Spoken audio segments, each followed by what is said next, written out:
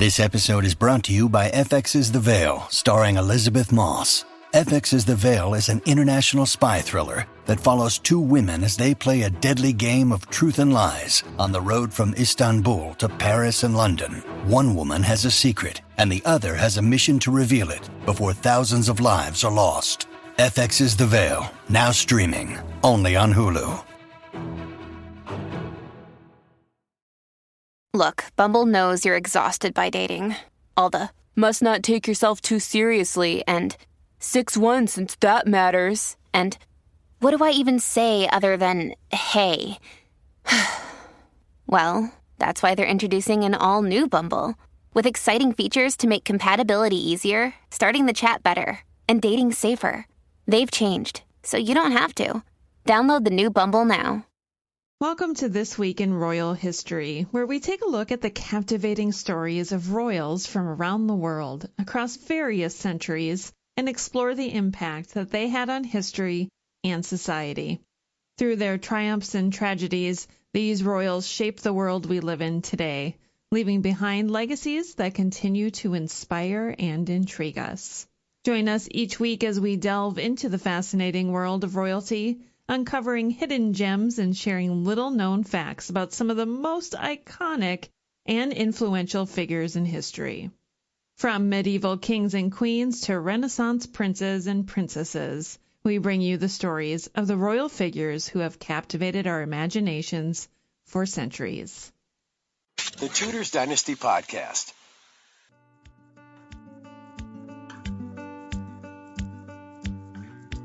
Imagine yourself transported back to the year 1767 in Charlottenburg, Germany. You find yourself in the lavish palace of Frederick William III of Prussia and Elizabeth Christine of Brunswick-Lüneburg, where the newest addition to their family, Frederica Charlotte of Prussia, has just been born. As the eldest child, she is destined to lead a life of privilege and prestige. But as you observe the drama unfolding within the royal family, you realize that her life will be anything but easy. You discover that both of Frederica's parents are involved in extramarital affairs. In fact, her mother becomes pregnant from one such affair just 2 years after Frederica's birth. This scandalous situation leads to her mother being placed under house arrest for the rest of her life. You can't help but wonder what Frederica's life would have been like if her mother had been allowed to be part of it.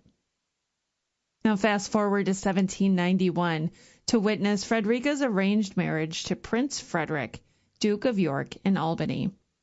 The purpose of their union was to provide heirs to the British throne. However, the marriage was far from happy. They failed to conceive any children and were formally separated. As you follow Frederica's life, you see her living out her days in Oatlands Park in Weybridge, England.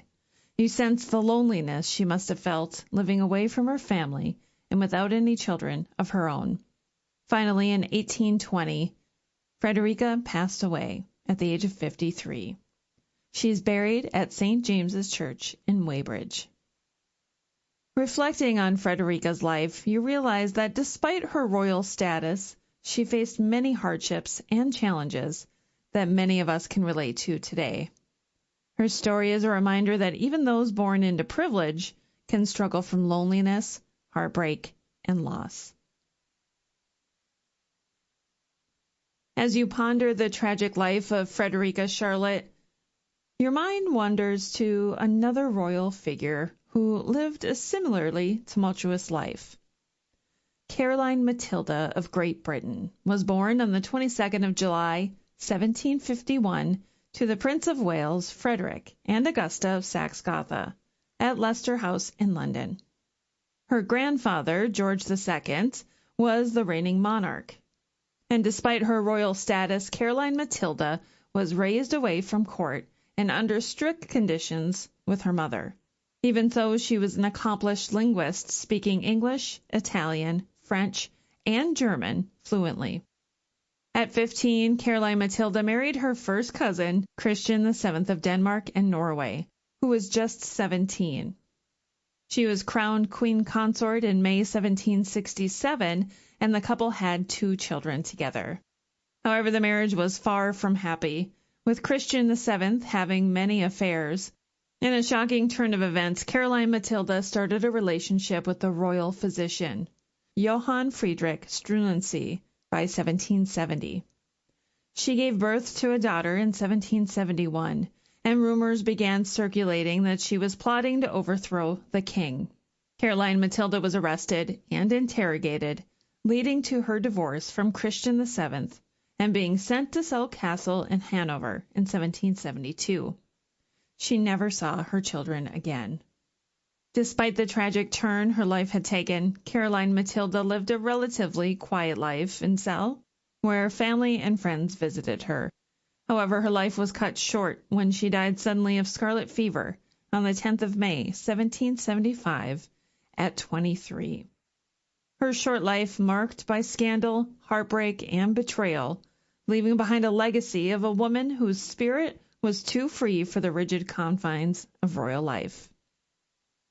As you consider the lives of Caroline Matilda and Frederica Charlotte, you can't help but think about the many women who have lived under the constraints of royal life. Your mind drifts back in time to the year 1491, when Suzanne de Bourbon, a member of the French royal family, was born to Peter II, Duke of Bourbon, and Anne of France. Her maternal grandfather was none other than Louis XI of France, and Suzanne was their second child. Tragedy struck early in Suzanne's life when her elder brother died in 1498. However, her fate changed in 1503 when she succeeded her father as the Duchess of Bourbon in her own right, something she couldn't have done while her brother was alive. Her mother, Anne of France, became regent and raised Suzanne in the ways of court, with the hope that she would one day take the throne. In May 1505, Suzanne married Charles of Montpensier, a member of the Montpensier Bourbon family, who immediately became her co-ruler in Bourbon. The couple had 3 children, but all died in infancy, adding to Suzanne's sorrow. Despite her royal status, Suzanne's health began to deteriorate, and she passed away on the 28th of April, 1521, at the age of 29. Her husband Charles remained the Duke of Bourbon, but never remarried, and he passed away 6 years later. With the death of Suzanne and her husband, the lands of the Dukes of Bourbon merged with the French crown, and the 2 most senior branches of the Bourbon family became extinct. Suzanne's life may have been short, but her legacy remains as a symbol of the power and constraints of royal life, and the fleeting nature of human existence. As you consider the life and death of Anne of Bohemia, you're transported back to medieval England, where the young princess arrived to marry the King of England at just 15 years old. The wedding of Anne and Richard II was a grand affair, with lavish feasts and celebrations that lasted for days on end.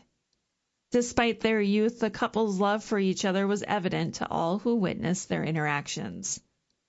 Richard highly valued Anne's intelligence and counsel, and she became a trusted advisor to the king during their marriage. However, despite their deep love and affection for each other, the couple could not conceive a child. And tragedy struck when Anne contracted the deadly plague that swept through England at the time. The once vibrant and lively Anne, born on the 11th of May, 1366, grew weak as the disease ravaged her body. In the end, she passed away at just 28 years old, leaving Richard to mourn her loss deeply. So distraught was he that he ordered the palace where she had died to be destroyed, as if erasing the place of her death would somehow lessen his pain. Anne was buried at Westminster Abbey, where she remains to this day, next to her beloved husband. The tomb they share is a testament to the love they shared and the loss that followed her untimely death. Anne's story is a reminder that even in the midst of royal grandeur and privilege, life can be fleeting and fragile, and true love knows no bounds. Despite turning down numerous marriage proposals, Joanna of Portugal's family tried to get her to return to court several times. Even Richard II of England made a marriage proposal to her, which surely would have made for an interesting turn of events had she accepted. But Joanna remained steadfast in her commitment to her religious calling, and she joined a convent in 1475. Joanna's decision to become a nun was undoubtedly scandalous at the time, and it must have been a shock to her family and public. However, she remained true to her beliefs and spent the rest of her life in service to the Church. Joanna of Portugal passed away on the 12th of May, 1490, at 38. Her story is a reminder that even in the world of royalty, one can blaze their own path and follow their heart, even if it means deviating from tradition. Joanna's unconventional life is an inspiration for those who dare to take risks and follow their dreams, no matter how unconventional they may be.